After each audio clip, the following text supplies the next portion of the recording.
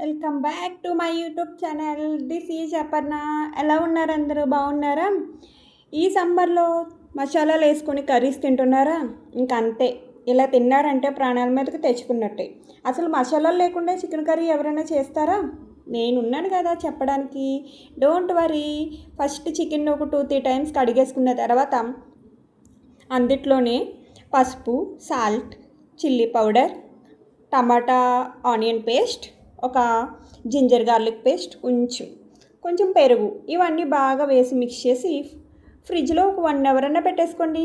Chicken ఎమ్మీగా క్రిస్పీగా రావాలంటే ఈ మాత్రం చేయాలండో.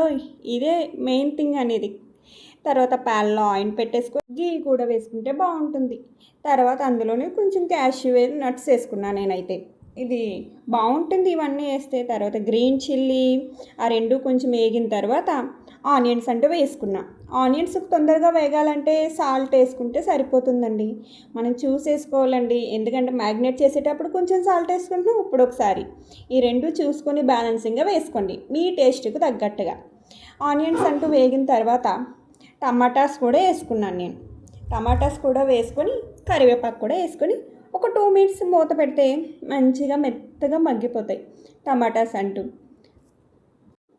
టమాటాసు ఇంకా ఆనియన్స్ బాగా మగ్గిన తర్వాత ఇంకా ఎక్స్ట్రా పేస్ట్ అంటూ ఏమన్నా ఉంటే అది కూడా వేసుకోండి. అదేనండో టమాటా ఆనియన్ పేస్ట్ ఇందాక వేసుకున్నారు కదా, ఒకవేళ ఎక్కువ చేస్తుంటే అది కూడా వేసుకోవచ్చు.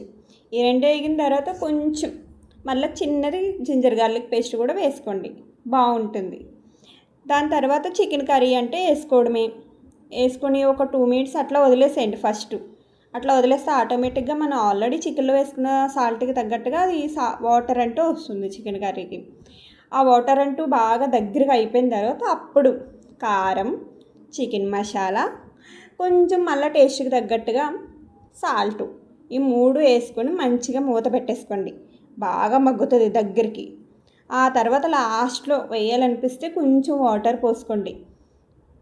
వాటర్ అంటూ దగ్గరికి అయిపోయిన తర్వాత దించేసుకోవడమే.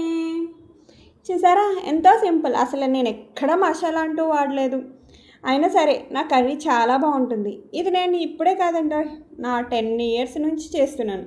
నా పెళ్ళైన కాంచి ఇదే చేస్తున్నాను. మసాలాలు అంటూ వాడకుండా చికెన్ కర్రీ ఒకటే కాదు, మటన్ కూడా నేను ఇట్లాగే చేస్తాను ఆల్మోస్ట్. చూసారా, చాలా సింపుల్. మసాలాలు అంటూ లేకుండా ఒక చికెన్ కర్రీని చేయటం, ఇది చాలా టేస్టీగా కూడా ఉంటుంది. ఇలాంటి వీడియోస్ కోసం నా ఛానల్ని ఫాలో అవ్వండి, లైక్ కొట్టండి. నా వీడియో కనుక నచ్చితే మీరు ట్రై చేసి నా వీడియో కింద కామెంట్ చేయండి.